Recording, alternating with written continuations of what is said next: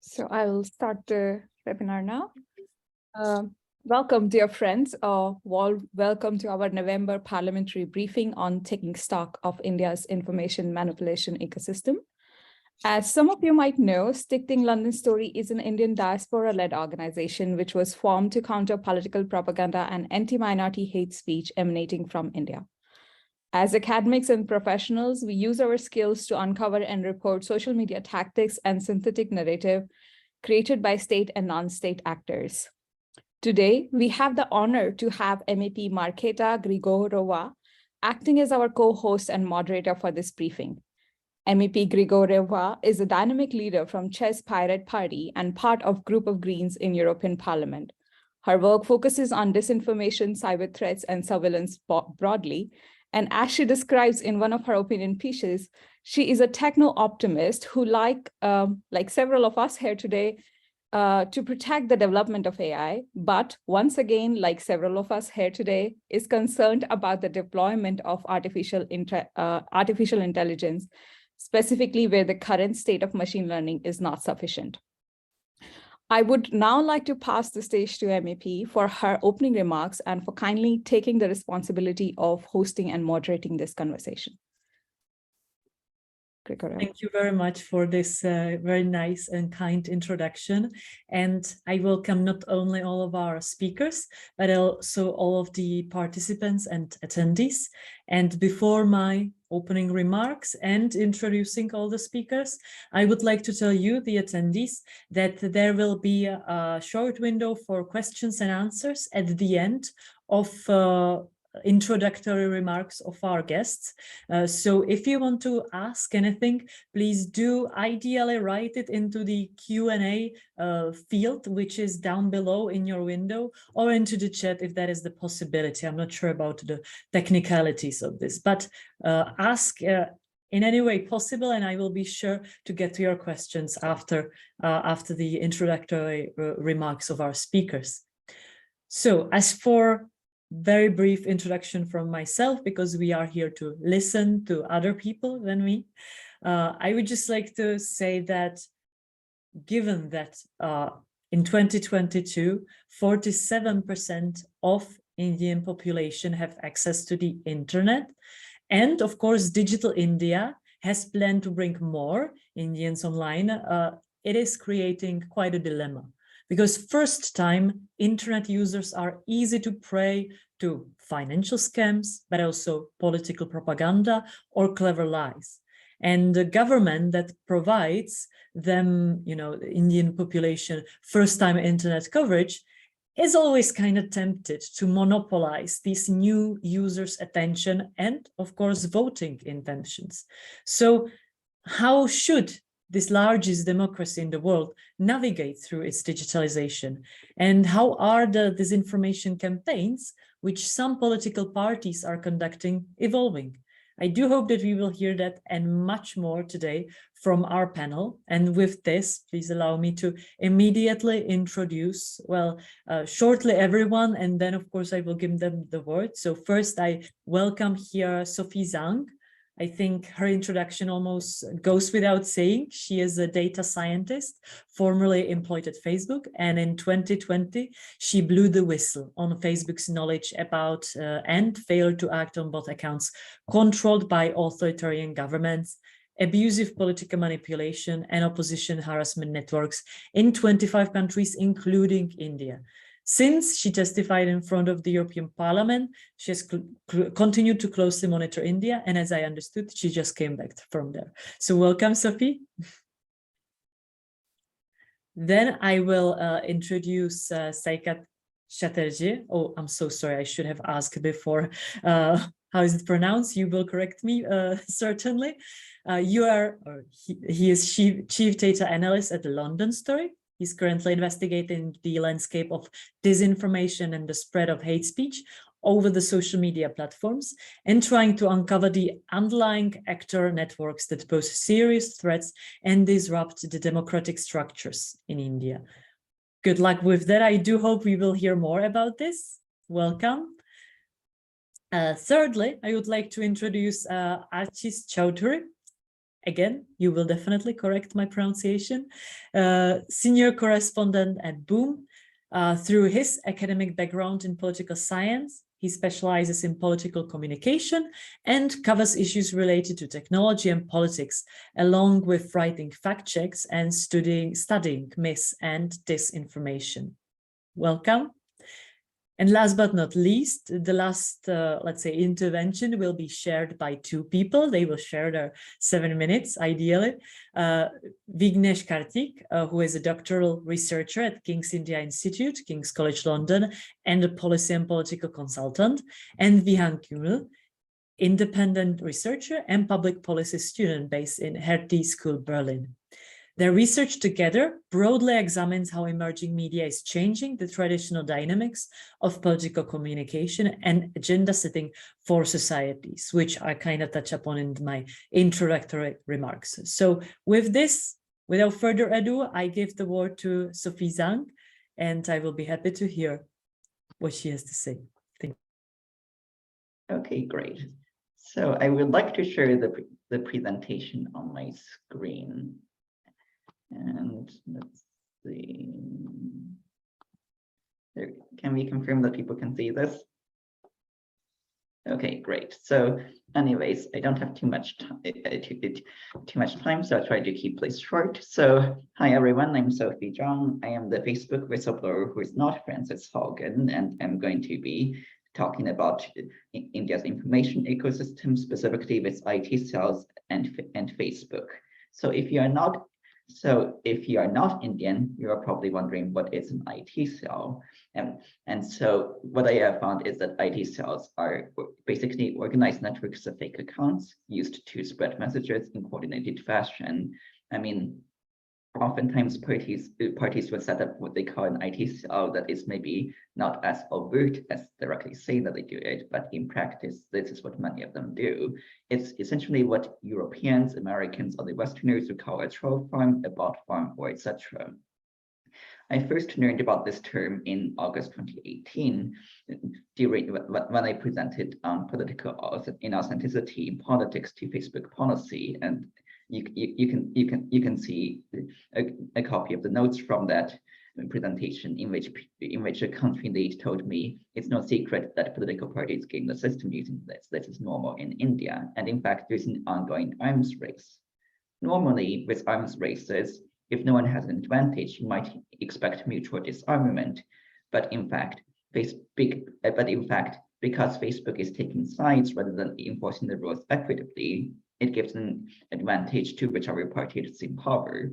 And when one party is winning an arms race and gaining an advantage, it is difficult to stop that arms race.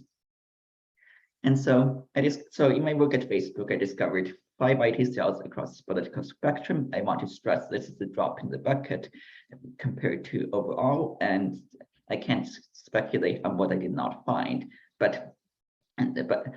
So there were 2 supporting the Congress, 1 supporting the app, and 2 supporting the BJP. I'm going to be focusing in this talk on two of these specifically. I'm going to be talking about the pro-app one in Delhi because it was actively trying to manipulate voters in elections. And I'm going to be talking about the pro-BJP one in Kaushambi because we discovered that to be linked to the sitting chairperson of the ethics committee in the Indian parliament. And after that discovery was made, Facebook refused to act. So this is the IT. So this is about the IT cell in Delhi. And so there were about 1,000 fake accounts, several hundred active at each time, and they were manipulating voters in the Delhi statewide elections. Delhi is the capital region of India with a population of roughly 20 million, comparable to many small countries. And so this was run, we believed, by an IT cell for hire, essentially mercenary style. They were being contracted out to support political causes, essentially. Some of the same accounts were shared by to manipulate people in Punjab for the Congress. We believe that they might have been hired for multiple tasks. And these specific accounts were pretending to be supporters of the ruling party, the BJP, with the intent of convincing voters to cross over and vote for a different party. because people are more likely to listen to those who have views similar to them. If you're a supporter of one party, you might naturally ignore anything supported by a different party says. And so if you're trying to convince people, the easiest way to do that is to pretend to be the same as them, whether it's religion, political affiliation, etc. And so you can see that, the sorts of posts they were making, essentially that saying that it made sense to vote for Arvind Kejriwal, the leader of the app, for the same reason that they voted for the BJP, and they were making mass comments on posts by local BJP organizations. Meanwhile, in Kaushambi, what happened was that I discovered a network of fake accounts. Facebook agreed to take these down up until it was discovered that it was run by MP Vinod Sankar, who is a member of the Indian Parliament and ironically the chairperson of the Essex Committee in Indian Parliament. And so I raised the issue repeatedly after that discovery.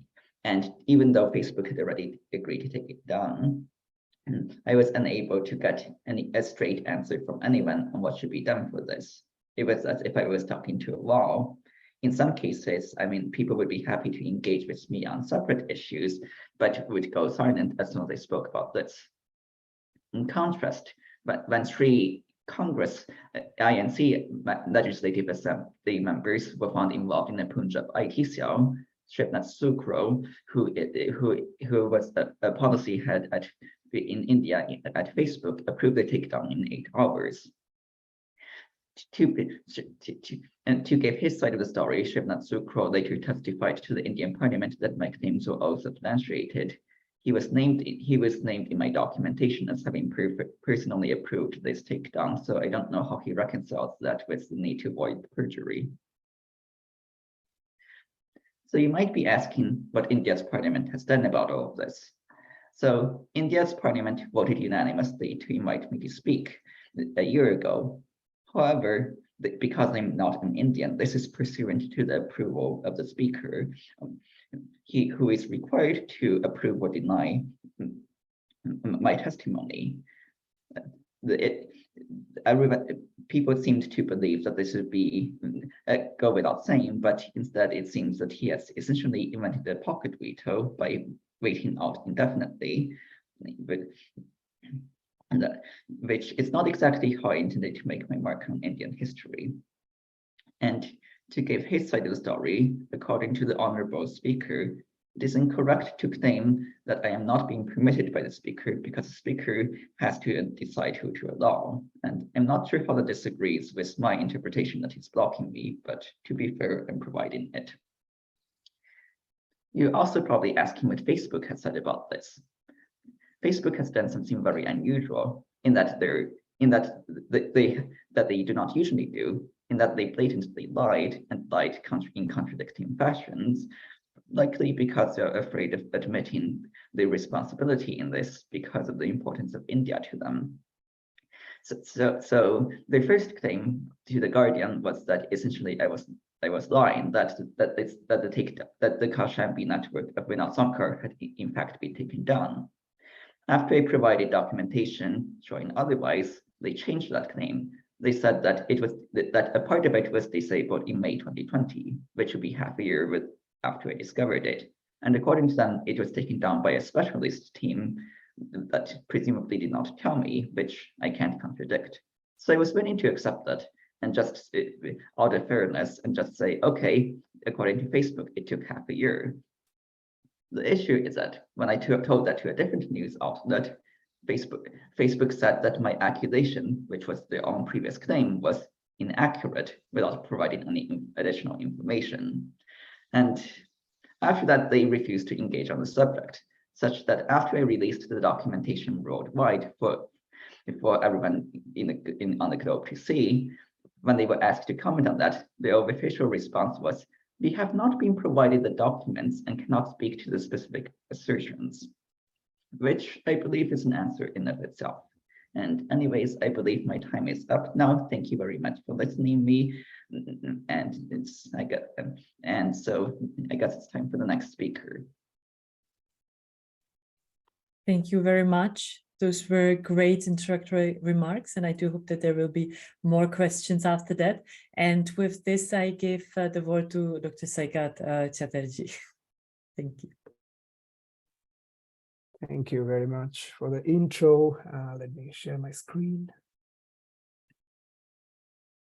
Is it working? Can you see my screen, everyone? Yes, fantastic. So today I'll be talking about an ongoing project that we are currently doing at TLS, the London Story, to in an automated way to identify sentiment analysis, do a sentiment analysis like the distribution of sentiment and hate speech within the Indian ecosystem, the information ecosystem. So just to give you a brief idea that what is the objective that we want to taste. The main goal is to test the capacity of the state-of-the-art large language models that are out there in the public, in the open source, and so that we can taste whether those large language models are able to, can we employ them to identify the hate speech and the distribution of the negative sentiment content within Indian ecosystem. And also in this way, we also want to point out what are the limitations of these state-of-the-art language models, and also to pave ways forward. Just to give you an idea of what data set we have been using. So this is a data set that we have been curating over last 2 years. And the data set consists of 648 Facebook pages, which we manually identified that these are the pages which they themselves identify with Hindutva, identity, propaganda, and the discourses. And they also identify with leaders, some political leaders who are right-wing leaning. So these are really like we went through all these pages and their descriptions and their titles, and then scraped the data set of 5.5 years, starting with 2017 until this year, July. And then it has a total of 604,000 entries, so total data set. And the data set was taken from CrowdTangle, which is actually Facebook's platform where we can get the data for research. And every entry has 40 metadata fields. So in left, you just see sort of like a time histogram of how much data has been posted over 5.5 years this time. Now, the main goal is to, before going there, this is just a word cloud of the actors, like who are the main actors, like the names based on their amount of sharing. As you can see, if people are, if you are aware of the discourse, the names might be very familiar to you.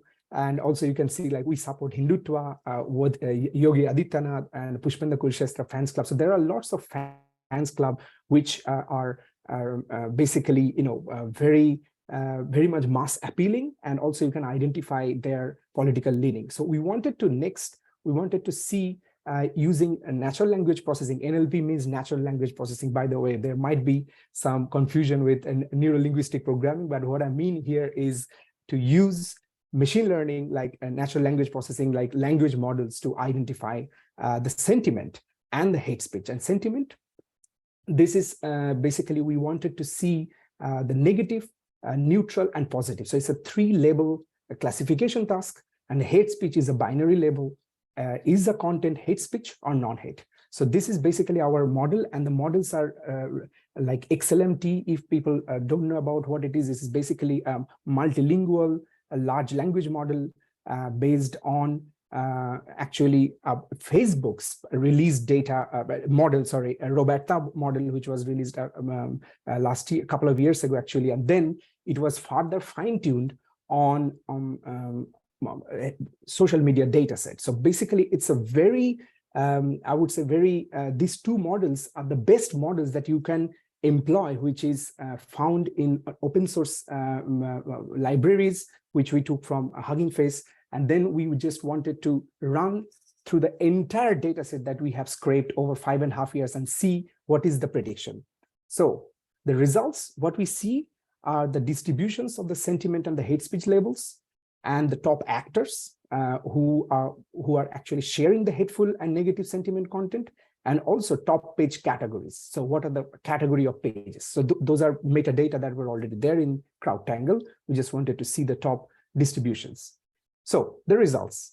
We see that there is about 36.75% of negative class, 40% neutral, and 23% positive class, which means actually these three are the sentiment levels. So in a very on a very first look, you might see like, well, there is not much negative, but actually this also is connected to the performance level of the models. The language is used mostly, the data set consists of English and Hindi. So it's basically bilingual. So we use the multilingual model in order to classify them, but the models are not uniformly. So when we tested the model on the benchmark data set, as you can see, the F1 score, which is basically a performance score of how good the model is you can see that 70.6 is on English, but the Hindi, it's not that good yet. But this is one of the state-of-the-art model. So what we see here is that there is a huge, still quite a lot of negative content with negative sentiment, which is still out there, which Facebook did not take down. And because we already know that we manually identified these actors and we know how much hate speech they spread, and also toxic content they spread. So we know that there is already a lot of negatives and hateful content, but we still don't see. We think that we propose that the model is not yet that good. As you can see, the F1 score of Hindu is 56.39, is not yet that good to classify the Hindi content, and we need to have more annotations in order to further fine-tune the state-of-the-art model even further. So that's the step to do and up next. And of course, this is showing just the top accounts and the top page categories. As you can see, again, the top pages, the page names are we support Hindutva, Pushpendra Kurukshetra Fans Club, I'm proud to be a Hindu, we support Hindutva, Sanatan Press. So there is a huge negative sentiment that is coming from these top actors. And also, if you see the top page categories, there are politician, news site, media news, religious organization, political organization. So there is a lot. So these are the top page categories which are mostly involved. So we up next, what we wanted to do, like, okay, this is good.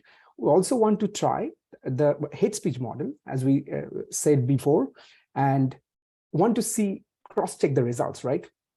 Now, the result is we see a lot of non-hate, counterintuitive, right?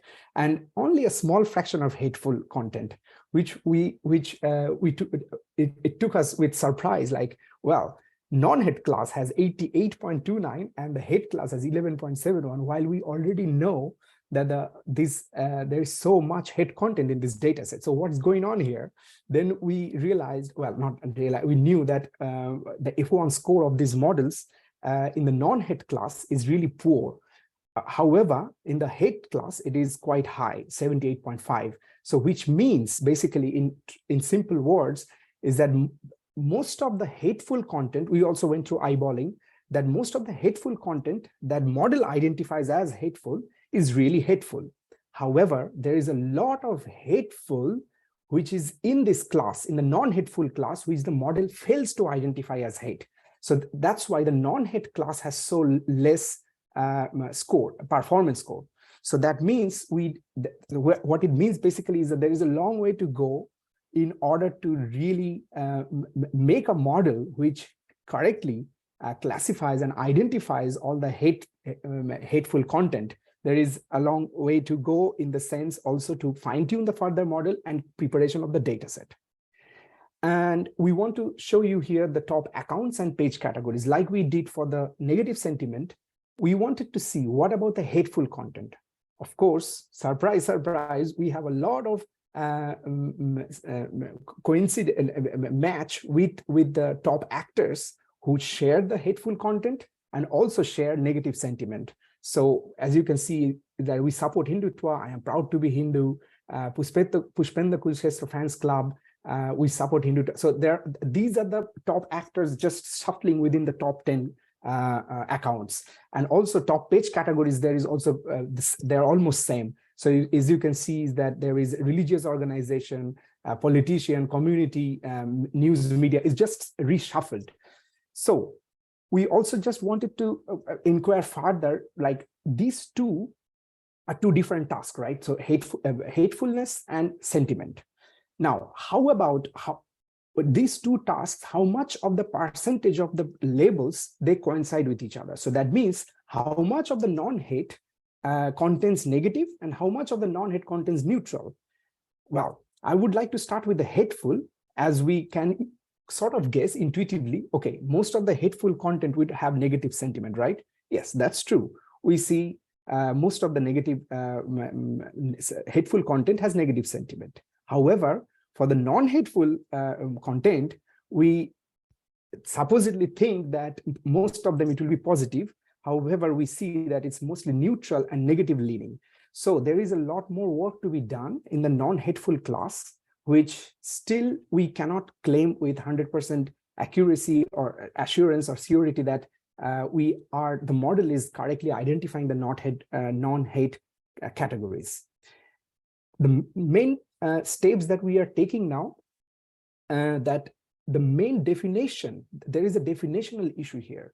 The models that we are employing, what the definition of hate and sentiment has been incorporated in the data set is there is a huge gap between that and what is hateful and what is sentiment we mean in particular use case in reality. So there is a huge gap in that. So we have to adopt much more nuanced and case-specific definition of hate and sentiment. And also, while we were doing the eyeballing and manual labeling, which we are ongoing, we are doing an annotation, and we realized that these classes, these two different tasks, they might not be enough because of the discourse and the nuance. There is also, we need to incorporate toxicity, threat, identity attack, abusive language, this type of language tasks. So we are incorporating that at this stage, and we would like to further fine-tune the model using a multilingual and multi-level data set, and then further fine-tune and see what is the performance we get. I would like to end this presentation with a few open questions. So given that the extent and the capacity of hate speech that we have already seen by manually scraping all this data set for over the last 2 years, however, we don't know, do they really imply a threat, direct threat to EU and democracy? This is something about the problem of correlation and causation. Well, there has been instances before. We know that how troll farms from India and South Asia, they have interfered democratic structure in EU. However, from this study, we cannot 100% say that we see a clear causation. And also our performance limitations that we see in the open source large language models, what does it imply about the accountability of Meta? This is an open question. Like we are using the open source language models, but however, the Meta, they have the whole data set. They can have a way better language model and can definitely identify these hate content way better than us. However, of course, they will not release those models publicly. They released, of course, the Roberta model, which we further fine-tuned. But what model they use, we don't know. So this is something to hold, like the question, how much can we hold accountable? And also, how do we address this gap that I just mentioned throughout the presentation about the discourse of hate and the training data set that is being, which are open, sometimes the academicians are using, and they are making it open source. But is it really incorporating all the nuances of the toxicity or hate and identity attack and all these things? Because this is so much culture driven. These are so much discourse dependent. So this is another open question, and how to tackle that. Of course, we are doing within our own capacity, but this remains an open question. I would like to end my presentation here. Thank you very much. Thank you very much. Well, I do hope that we get answers at one point. Well, now I would like to give the floor for a brief intervention to Archis Chaudhary. Please, sorry, the name. Thank you. I'm going to share my screen.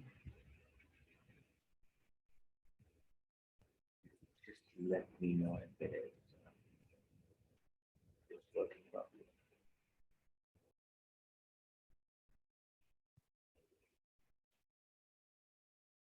Is it okay? All right. Okay. So good morning, good afternoon, good evening. I am Artis. I am a senior correspondent at Boom Fact Check, which is India's first fact-checking news outfit. And at Boom, I cover tech and politics, and I have also conducted multiple studies in the past using our fact check data to study misinformation and disinformation ecosystem. So this is what I'm going to be talking about for this presentation with you all. So I'll get right into it. Actually, in the past, what we've seen is while we do cover a lot of topics while debunking false claims, most of them are actually political and sectarian in nature. In fact, in 2021, at the end of 2021, we did an annual report where we studied all the fact checks of the year, and we found that 53% of the claims that we debunked were political in nature, and 21% of them were communal in nature, and there was a lot of overlap as well. So these are the two main topics that we cover and that we see in the false news ecosystem. Another thing that any fact checker in India can attest to is that Muslims are the most frequent target of online misinformation and disinformation in India. And if you do follow Indian politics and Indian media, Islamophobia is actually rampant and it's quite often seen. And I'll give you a little example of how this works. Towards the beginning of the pandemic in March 2020, there was an event held in New Delhi, in India's capital, organized by an Islamic missionary group called Tablighi Jamaat. And they had all the permits for the event, and there wasn't any lockdown as of yet when the event was held. And right at the end of it, India went into lockdown as the cases started rising.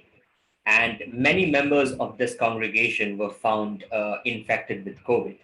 And very soon, we were flooded with false posts and messages around Muslims purposefully catching the virus to spread it in some form of bioterrorism. And in fact, these rumors weren't just on the internet; they're also spilled over to the mainstream media outlets. We started seeing news channels broadcasting, such rumors, saying that Muslims they were questioning whether Muslims were purposefully spreading the coronavirus. So that is an example of the kind of Islamophobia that we've seen.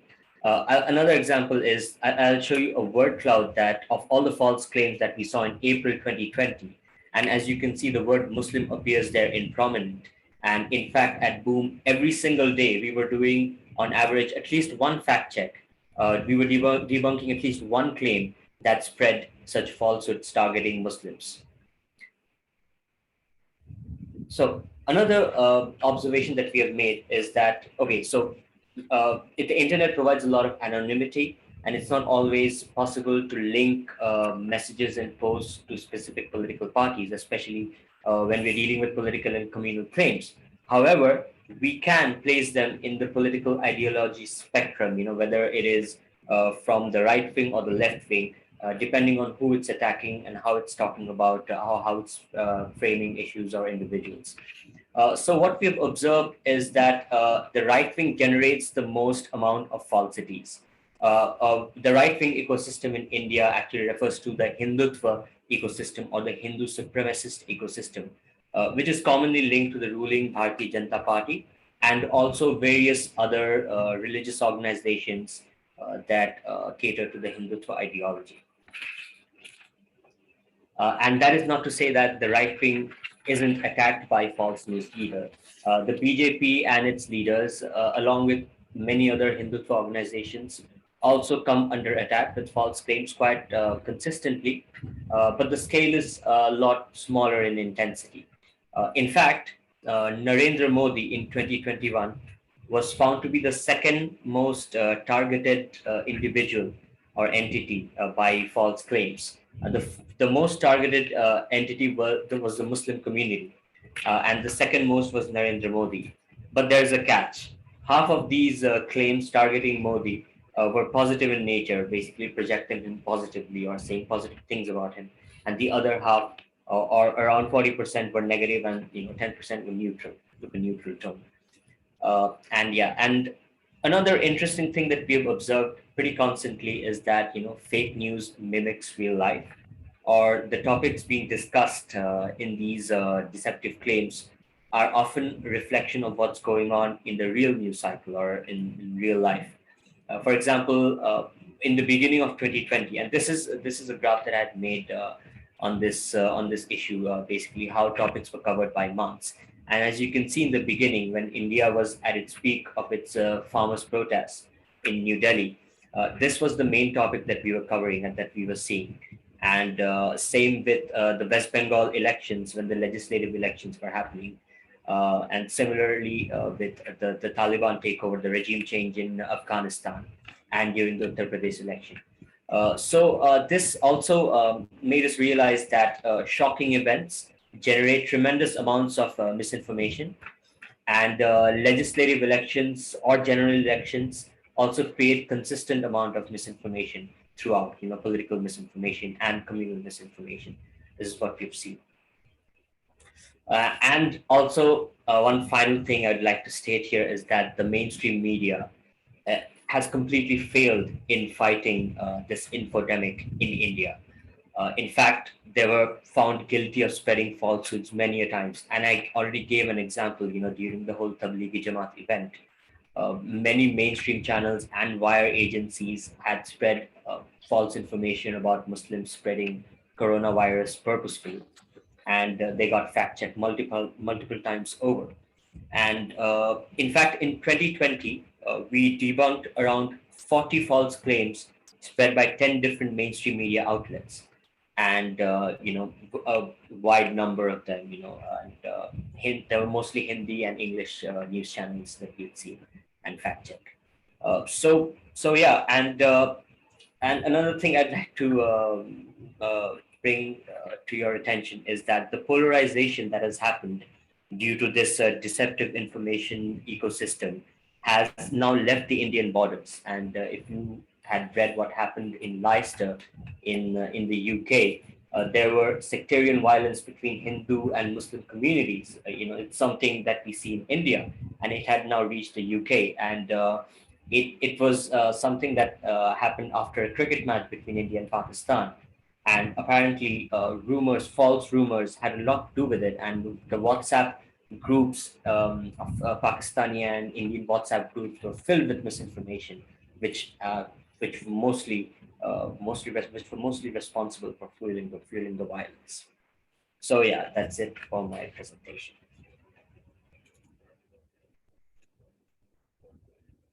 Thank you very much. It was so interesting to hear of the religious aspect of this information, because oftentimes in Europe, this is, let's say, not such a huge part of the discussion. And so, frankly, I think it would require the people of India to come together and raise a fuss about the issue, which is, of course, very difficult. But I think when Indians are united, there's very little that they can't do. And it is, however, much easier said than done.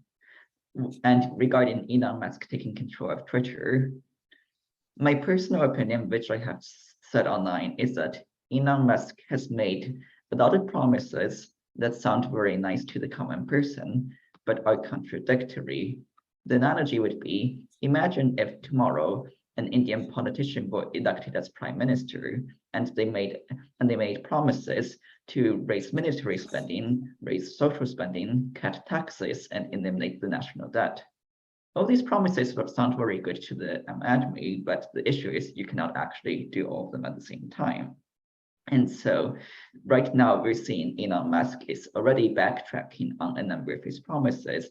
For instance, saying that everything that is not illegal will be allowed on Twitter, and being a free speech absolutist has given way to saying that impersonation, not clearly labeled as parody, will result in permanent bannings, and etc. Furthermore, it looks like Elon Musk is frankly focused on issues that he personally encounters on Twitter and those that people close to him personally encounter, which is why he's focusing on things like spam in replies to his posts, which is frankly not an issue for the vast majority of Twitter users who do not have millions of followers, or his focus on impersonations of Elon Musk, again, not an issue for most Twitter users. And so this also has a side effect that frankly, his personal experience and those of his friends and colleagues are frankly mostly Western Europe, American, etc.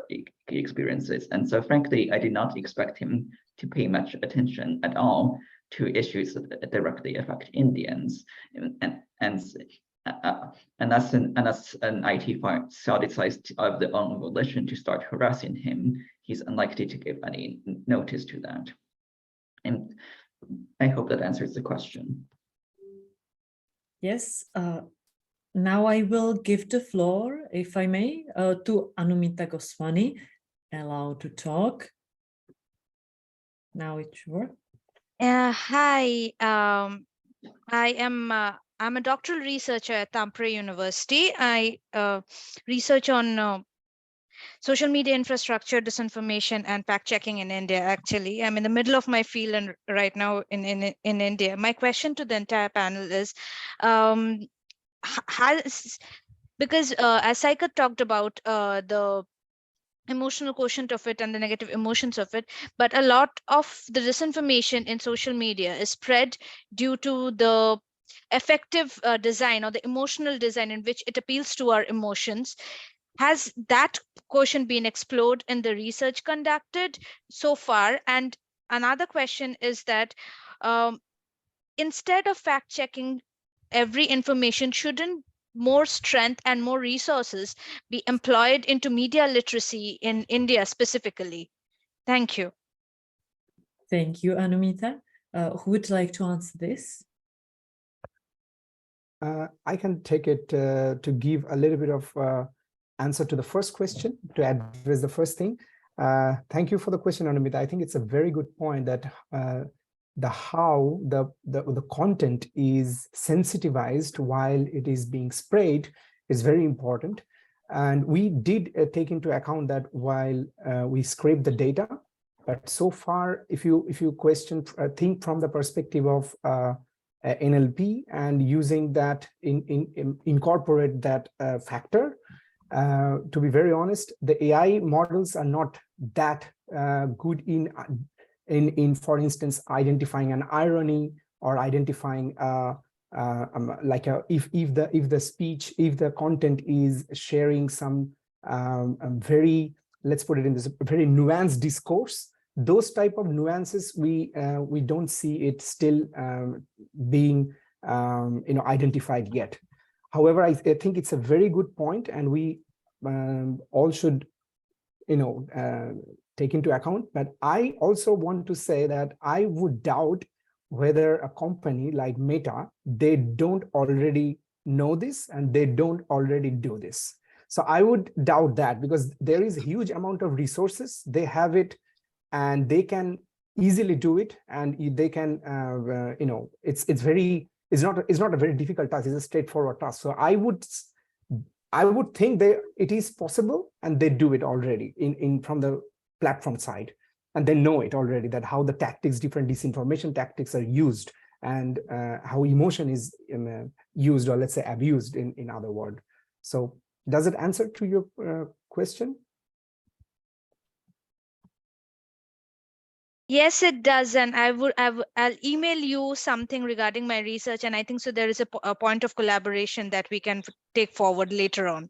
Definitely. I look forward to it. Thank you. Yes. Yeah. About media might be able to answer. Sorry. No, go for it, Archis.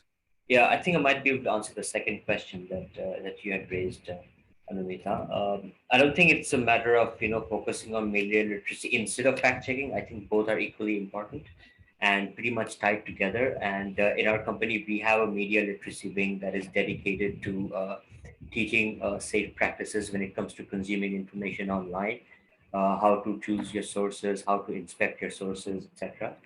And fact checking is important in a way that it's not just about treating each and every claim. It's about having that data online.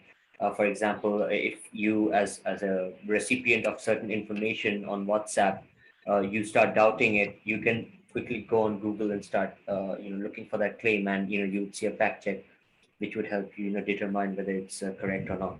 So I guess it's a part of modern, safe practice when it comes to consuming information online. So the both of them are important, I think. And yes, like we can't just do one and forget the other. Here I'm going to propose something. Would you be interested to be part of my field work? I would really, yeah. You could totally reach out to me, Yeah, I am definitely. actually doing some interviews with fact checkers right now, and would be really interested to if you sit down with me for an interview. Yeah, sure, definitely. Yeah. Sounds interesting. Yeah, And in the me- form me- of a roundup, I mean, if I may, on the Please. media literacy question, see, this is paper that I'm reminded of by Sean Rosenberg, which is the rise of, it's called Democracy Devouring Itself, which points, I mean, it's a cynical paper in a certain sense, but one interesting point that it makes is, what about, the backers of such projects? There is a media literacy project, there is a fact-checking project that are being picked up. So how about the people's participation towards it? And one piece of one interesting anecdote here is the success of an organization like InShots, for instance, which shrinks news, which makes it available. I'm not sure how much nuance they're able to manage. I don't think they are able to, but the idea is, how much are people then willing to back these projects? Because democracy, as we understand it today, is a two-way street. It expects there's an expectation from people to be committed to the ethos of free speech and and factual information and all of that. So I think on that side there is, and we do see many just subscriber backed channels coming up and media platforms coming up. So I think that is one direction where we need to push further. Yeah. Thank you very much. And of course, if any of you have to leave because this was until 17, then I do understand it. But if you are able to still stay here, there are two more questions that I would like to use or pose. Of course, you can type an answer there. First is, given that the face of Twitter is changing, do you think that situation related to fake news and IT cell will change? Will people in India leave Twitter? Also, will the fake news situation digress because so many monitoring staff have been laid off? So if somebody wants to take on this question. I can take this on. Probably. Yeah. So I want to stress that my expertise is not directly related to Twitter. With that said, so the way that this will be affected in India by Twitter changes, it's two components in my personal opinion. The first is that Elon Musk has personally expressed skepticism around misinformation policies in general.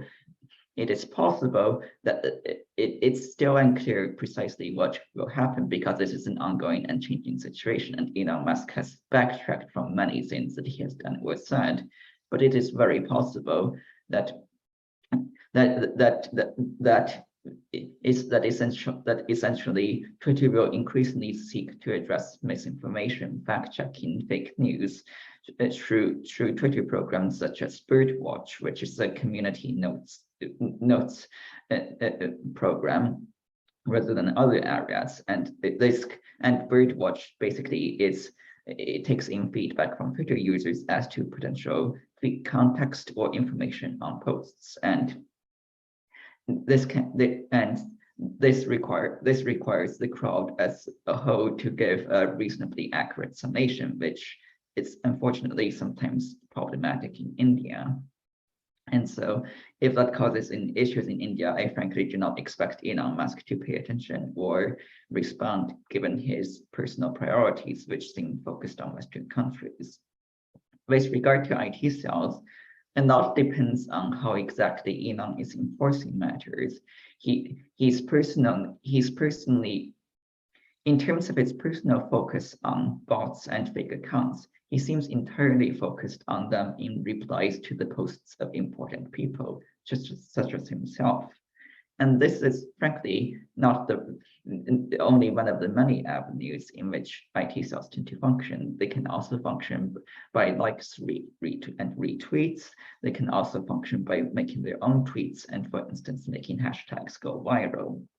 And furthermore, it is unclear precisely how enforcement will change, both with regard to his pay me to get verified program and whether anything will change with enforcement. It is possible that this will lead to an easier time for Twitter for IT cells because they have large amounts of resources associated with them already, and getting verified will simply give them more credibility. On the flip side, Elon Musk has also made noises about requiring every user on Twitter to pay him in order to use the service. It is unclear if this will actually happen, but if that does in fact take place, I think it is likely that many Indians will leave Twitter. It's still too soon to say. I mean, predictions have previously been made for the demise of Twitter, and they have not come true yet. But at the same time, I've never died, but I'm pretty sure it will happen someday. I hope this answers your question.